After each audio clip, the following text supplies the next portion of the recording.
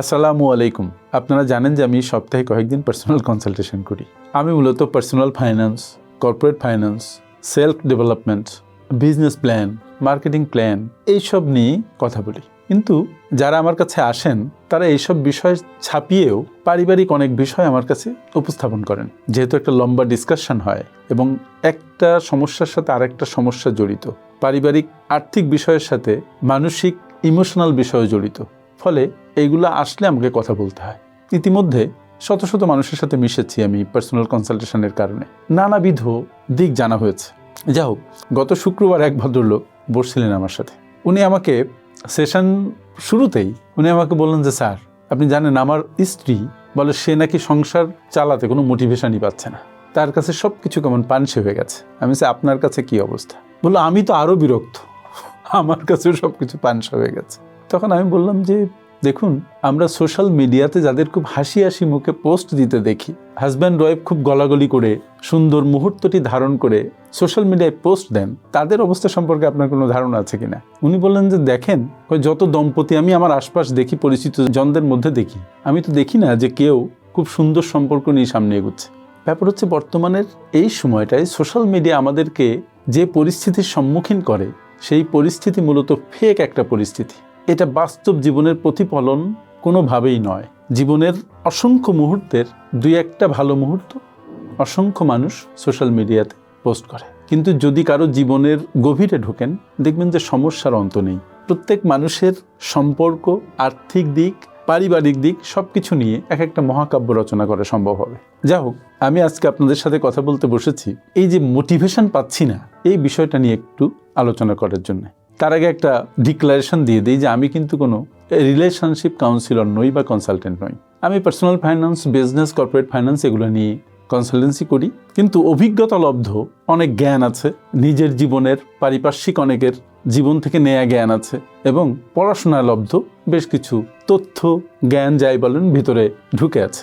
এই সবের ভিত্তিতে আমি কখনো কখনো পরিবার, রিলেশনশিপ নিয়ে কথা বলি। তবে আমি যে কথা বলি তার মধ্যে নিজের অভিজ্ঞতাটা খুব বড় একটা দিক হয়ে দাঁড়ায়।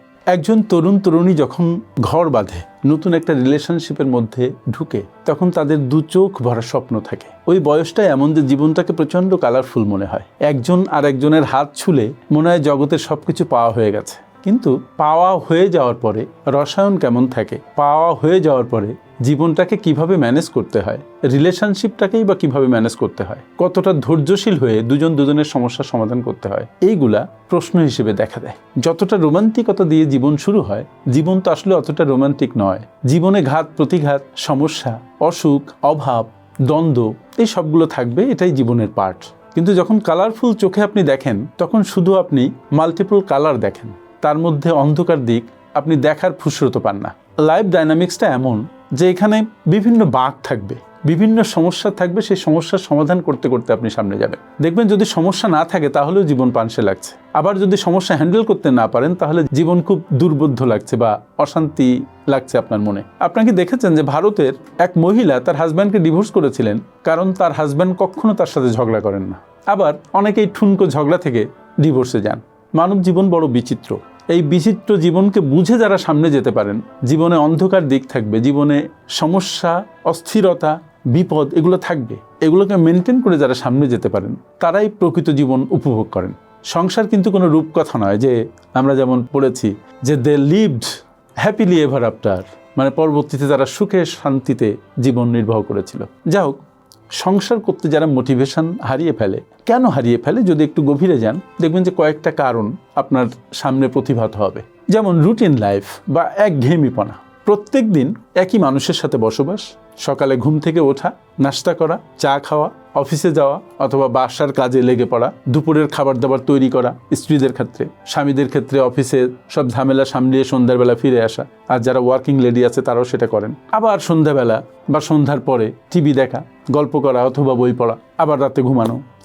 এই যে প্রতিদিন একই কাজ, একই মানুষের সাথে বসবাস, বৈচিত্র্য না থাকা, এতে যেটা হয় প্রত্যেক মানুষের মধ্যে একটা একঘেয়েমিপনা বিরাজ করে। আর এখন তো মানুষের মধ্যে সংযোগ একেবারে কমে গেছে বিকজ অফ দিস গ্যাজেট।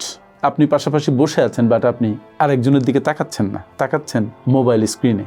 এটাও আপনাকে অস্থির করে তুলছে, মেন্টালি আপনাকে অসুস্থ করে ফেলছে, বাট আপনার অজান্তে। আপনার মনে হচ্ছে আপনি রিল্যাক্সড হচ্ছেন, কিন্তু এটাও এক ধরনের একঘেয়েমিপনা, যেটা আপনার দাম্পত্য বা পারিবারিক সম্পর্কে প্রভাব ফেলছে, কখনো আপনার অজান্তে। এরপরে যে ঘটনাটা ঘটে, ইমোশনাল ডিসকানেকশন। যখন সংসার শুরু হয় তো একটা প্রচণ্ড ইমোশন ভিড় করে, আপনি আবেগে টইটুম্বুর থাকেন। আস্তে আস্তে বিভিন্ন সংকট, বিভিন্ন অভাব, বিভিন্ন কথা, বিভিন্ন জনের ইন্টারফারেন্স, মোবাইলের ইন্টারফারেন্স, পারিবারিক নানাবিধ আর্থিক অনার্থিক সমস্যা, এগুলো করে কি হাজব্যান্ড ওয়াইফের মধ্যে যে ইমোশনাল কানেক্টিভিটিটা ছিল এটাকে নষ্ট করে দেয়। সত্যি কথা বলতে কি, ইমোশন এমন কোনো জিনিস নয় যে এটা সবসময় আপনার মধ্যে পজিটিভলি ওয়ার্ক করবে। দুজনের মধ্য থেকে এই ইমোশনাল পজিটিভিটিটা ডিসকানেক্টেড হতে চাইবে। এটা যদি আবার চেষ্টা করে কানেক্টেড করা না যায়, তাহলে এই ডিসকানেকশন বা এই দূরত্ব বাড়তে থাকবে, যেটা দুজনের কাছে অসহ্য করে তুলবে এবং সম্পর্কটা পানসে করে ফেলবে। তার ফলে যেটা হবে, একজন মনে করবে যে আরেকজন তার কথায় গুরুত্ব দিচ্ছে না, আরেকজন মনে করবে যে সে তো আমার কথা শুনেই না, আমাকে সময়ই দেয় না। এই অভিমান মান, এটা আবার দুজন বসে আলোচনা করে ঠিক করারও ফুরসত পাওয়া যায় না, ফলে ডিসকানেক্টিভিটি আরও বাড়তে থাকে। আরেকটা পয়েন্ট আমি বলি, সেটা হচ্ছে অপ্রাপ্তির বোঝা।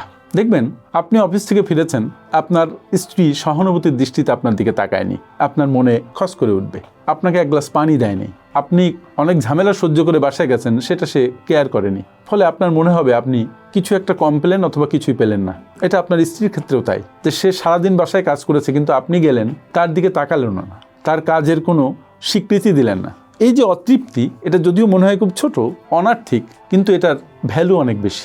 আর গিফট, ঘুরতে নিয়ে যাওয়া, অলংকার কিনে দেয়া, এগুলো তো আছেই। অবস্তুগত অপ্রাপ্তি এবং বস্তুগত অপ্রাপ্তি, দুটোর বোঝা দুজনের মধ্যে ভারী হয়ে ওঠে। অনেক ক্ষেত্রে সেটা কমিউনিকেটেড হয় না। যখন সেটা কমিউনিকেটেড হয়, সেটা হয় ঝগড়ার মাধ্যমে বা ঝগড়ার মধ্যবর্তী স্থানে, যেটা আপনার ইমোশনাল কানেক্টিভিটিকে আরও ডিসকানেক্টেড করে দেয়। ফলে দেখেন, বিয়ের আগে যে সুন্দর কল্পনা দিয়ে আপনি সংসার সাজিয়েছিলেন, বিয়ের পরে মনে হয় সেই কল্পনা সব বিরস হয়ে যাচ্ছে, রসহীন হয়ে যাচ্ছে, দয়ামায়হীন হয়ে যাচ্ছে, এবং মনে হচ্ছে কল্পনাটা একটা ফানুস ছিল, এটা উড়ে গেছে। গবেষণায় দেখা গেছে যে বিয়ের 2-3 বছরের মধ্যেই দুজনের মধ্যে যে হরমোনগত একটা উত্তেজনা থাকে, সেটা কমতে থাকে, এক্সাইটমেন্ট সেটা কমতে থাকে। তারপরে তাহলে সম্পর্ক কিভাবে টিকে থাকে দুজনের প্রতি ব্যক্তিগত এবং সামাজিক যে কমিটমেন্ট, সেটা, এবং দুজনের মধ্যে যদি বন্ধুত্ব গড়ে ওঠে, সেটার উপরে। বাংলাদেশে এখন প্রচুর ডিভোর্স হচ্ছে, আমরা জানি। এই ডিভোর্সের অন্যতম কারণ কি জানেন? একজনের প্রতি আরেকজনের আগ্রহ কমে যাওয়া, বিশ্বাস কমে যাওয়া, একজন আরেকজনের প্রতি নির্ভর করতে না পারা। ঢাকার এক দম্পতির কথা আমি আপনাদেরকে বলি। হাজব্যান্ড চাকরি করেন, কর্পোরেট জব, ওয়াইফ গৃহিণী, ভালোই চলছে, ভালো বেতন পায়, আর্থিক কোনো সংকট নেই। স্বামী সকালে যান, রাতে ফেরেন, স্ত্রী সারাদিন বাসায় কাজ করেন, বাচ্চা কাচ্চা সামলান। এই অবস্থায় একদিন স্ত্রী বলছে যে আমার আর ভালো লাগছে না, আমি বাবার বাড়ি চলে যাব। স্বামী অবাক হয়ে তার দিকে তাকিয়েছে, কেন, কি হয়েছে? তোমাকে টাকা দিচ্ছি, তোমার শাড়ি গয়নাগাটি কোনো কিছুর অভাব নেই, এভরিথিং ইজ রানিং ফাইন, সমস্যাটা কোথায়? স্বামী ভুলে গেছে যে পার্টনার হিসাবে তার স্ত্রীকে সময় দেওয়া দরকার, তার বিভিন্ন কাজের প্রশংসা করা দরকার, তার রূপের প্রশংসা করা দরকার, তার কথা বলার ধরনের প্রশংসা করা দরকার, ইত্যাদি ইত্যাদি। আলটিমেটলি স্বামী হয়েছে কি জানেন? সে একজন ম্যানেজারে পরিণত হয়েছে। তার যে পার্টনারশিপের রোল, সেটা সে ভুলে গেছে, অথবা সেদিকে মনোযোগ দেওয়ার ফুরসত পায়নি। কর্পোরেট লাইফ মানুষের জীবনকে ওইভাবে কেড়ে নেয়। তারপর যা হোক, যখন তারা এই জিনিসটা একটু হৃদয়ঙ্গম করে একে অপরের সাথে আন্তরিকভাবে সময় কাটাতে শুরু করলো, একে অপরকে বুঝতে চেষ্টা করলো, তারপর দেখা গেল, আমি তাদের মুখে শুনলাম যে না, তাদের আগের যে পানসে অবস্থা, সেখান থেকে তারা অনেকটা বের হয়ে এসেছে। দেখেন, এই বিষয়টা তার হাজব্যান্ড কিন্তু মনেই করেনি, মানে তার এটা মনেই হয়নি যে এটা ঘটছে, এবং স্ত্রী ভিতরে কষ্ট পাচ্ছে বা অসন্তুষ্ট হয়ে বসে আছে, কিন্তু সেও কিন্তু এটা কমিউনিকেট করেনি। এই যে দুজনের মধ্যে আলোচনার অভাব, একজন আরেকজনকে বুঝতে না পারা, এটাও একটা দারুণ সংকট তৈরি করে। আমরা মনে করি যে আমাকে সব বলতে হবে কেন, আমার স্ত্রী সব বুঝে নিবে। স্ত্রী মনে করে যে আমাকে সব বলতে হবে কেন, স্বামী সব বুঝে নিবে। এই যে কমিউনিকেশন গ্যাপ, এই ছোট্ট গ্যাপ আস্তে আস্তে বড় হতে থাকে এবং এটা একটা সংসারে ভাঙনের সৃষ্টি করতে পারে। এই যে মোটিভেশন পাচ্ছি না, যে কথা দিয়ে আমি শুরু করেছিলাম, মোটিভেশনটা আসলে কি? মোটিভেশন হচ্ছে যে কোনো কিছু করার আগ্রহ তৈরি হবে আপনার ভেতরে। আলটিমেটলি মোটিভেশন হচ্ছে একটা পারপাস। আপনি কেন এই মানুষটার সাথে সারা জীবন কাটাতে চান, থাকতে চান, কারণটা কি? ওই কারণটাই হচ্ছে মোটিভেশন। এখন যখন এই কারণ খুঁজে পাওয়া যায় না বা কারণ খোঁজাও হয় না, তখন মনে হয় মোটিভেশন নাই। এখন দেখেন, আপনাকে যদি আমি প্রশ্ন করি যে আপনার পার্টনার কি আপনার প্রতি সহানুভূতিশীল? সে কি আপনার বিপদে আপনার পাশে থাকে? সে কি আপনার সন্তানদের জন্য আদর্শ বাবা বা মা? আপনি কি মনে করেন যে বৃদ্ধ বয়সে সে আপনার আশ্রয় হিসেবে আপনার পাশে থাকবে, আপনাকে টেক কেয়ার করবে? যখন আপনি পারপাস খুঁজে পাবেন, যখন আপনি কেনর উত্তর খুঁজে পাবেন, তখন কিভাবে সেটা করতে হবে সেটা আপনি তৈরি করে ফেলতে পারবেন। এখন যাও, যাদের সম্পর্ক খুব পানসে হয়ে গেছে তাদের জন্য আমি 3টা টিপসের কথা বলি। আমি আগেই বলেছি আমি কিন্তু রিলেশনশিপ কাউন্সিলর নই, এটা আমার অভিজ্ঞতা থেকে বলা। যেমন এক হচ্ছে মাইক্রো ডেটিং শুরু করা যেতে পারে। কারণ বাসার পাশে কফি শপ আছে, হঠাৎ করে বললেন যে চলো একটু কফি খেয়ে আসি।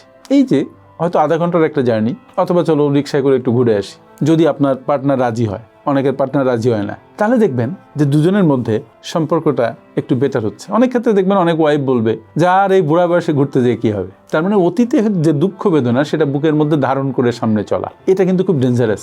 যখন আপনি অতীতের কষ্ট, অতীতের অপ্রাপ্তি বর্তমানে বয়ে বেড়াবেন, তার মানে বর্তমান এবং ভবিষ্যৎ তো বলে আসলে কিছু নাই, সব বর্তমান হয়ে যায় এক সময়। তো এই বর্তমান আপনার কাছে সবসময় পানসে থাকবে এবং এই অপ্রাপ্তির যন্ত্রণা থেকে আপনি মুক্ত হতে পারবেন না, ফলে সম্পর্কটা দিন দিন খারাপই হবে।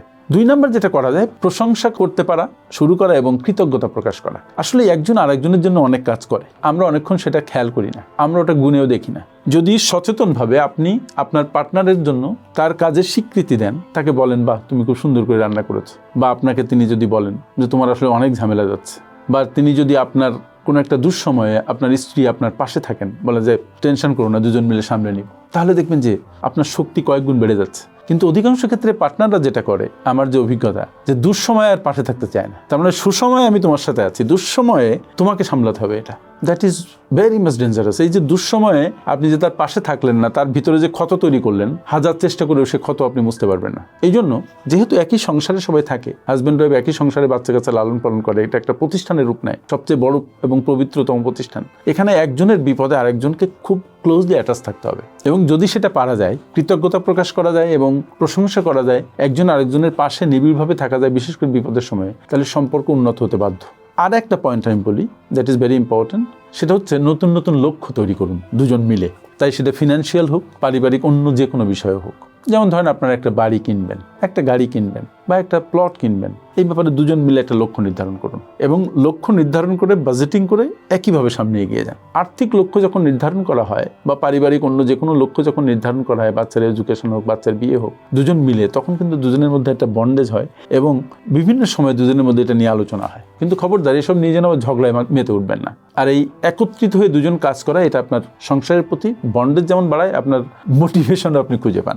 শেষে একটা কথা বলি, যে আপনার পার্টনার যদি আপনাকে বলে যে আমি কোনো উৎসাহ খুঁজে পাই না, মোটিভেশন খুঁজে পাই না, তখন আপনি বিরক্ত হয়েন না, তখন সাথে সাথে উত্তর দিয়েন না যে তোমার জন্য এত কিছু করছি, জীবন শেষ করে দিচ্ছি, আমি ছাড়া অন্য কেউ তোমার সাথে সংসার করতো না, এসব কথা না বলে আপনি বোঝার চেষ্টা করুন যে কেন তিনি মোটিভেশন পাচ্ছেন না। When you will try to find the root causes and you can find it, then you can make the solution.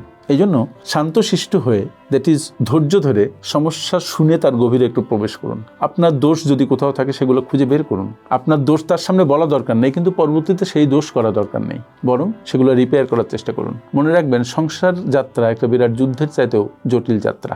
দুজন মানুষ একসাথে সারা জীবন বসবাস করা চারটিখানি কথা নয়। যদি সন্তান না থাকে বা না থাকতো, তাহলে দেখতেন সংসার অধিকাংশ মানুষেরই ভেঙে যেত। এই যে বন্ডেজ সন্তানে তৈরি করে, এবং দুজনের মধ্যে সম্পর্কটা রোমান্টিকতার চাইতে আরো বেশি অভ্যাসে পরিণত হয়। তো এই লম্বা journey, it is not that easy. এটাকে যদি সহনশীল করতে হয়, শান্তিপূর্ণ করতে হয়, সহমর্মী করতে হয়, এই জার্নি যদি লম্বা করতে হয়, তাহলে একজন আরেকজনকে বুঝতে হবে, এবং সবচেয়ে বড় যে কথাটা লাগবে সেটা হচ্ছে ধৈর্য। বিশেষ করে স্বামীদের ধৈর্য থাকতে হবে অনেক বেশি। স্ত্রীরা অত ধৈর্যশীল হয় না, বাই নেচার তাদের ধৈর্য একটু কম। কেউ মাইন্ড করেন না, ইট ইজ ট্রু। যখনই কেউ বলবে যে জীবন পানসে লাগছে, তখন আপনি সেটাকে একটু রসালো করার চেষ্টা করুন, একটু জুসি করার চেষ্টা করেন। রাগ করে আপনিও সেখান থেকে বের হয়ে যায়েন না। আপনি সংসারের জন্য অনেক কিছু করছেন, এটা সত্যি, দুজনেই করছেন, কিন্তু দুজন মিলে একটা কিছু করা, এটা করার পরিবর্তে চলো এটা করি, এই জিনিসটা খুবই দরকার হবে। আপনার জীবন সুন্দর হোক, জীবনের পানসে অবস্থা কেটে যাক, মোটিভেশন খুঁজে পান, এই প্রত্যাশা করি। যারা মনে করেন যে মোটিভেশন খুঁজে পেয়েছেন, অথবা আপনি আপনার ত্রুটি খুঁজে পেয়েছেন, লিখুন তো সাহস করে যে আপনার ত্রুটি কি। আপনার গুণ আপনি লিখতে ভয় পাবেন না, কিন্তু ত্রুটি লিখতে ভয় পাবেন। যারা ত্রুটি লিখতে পারবেন, আমি মনে করবো তারাই সাহসী, এবং তারা সুন্দরভাবে সামনে এগোতে চান, তাদের সংসার অনেক সুন্দর হবে। আমার সাথে এতক্ষণ থাকার জন্য অনেক অনেক ধন্যবাদ। আসসালামু আলাইকুম।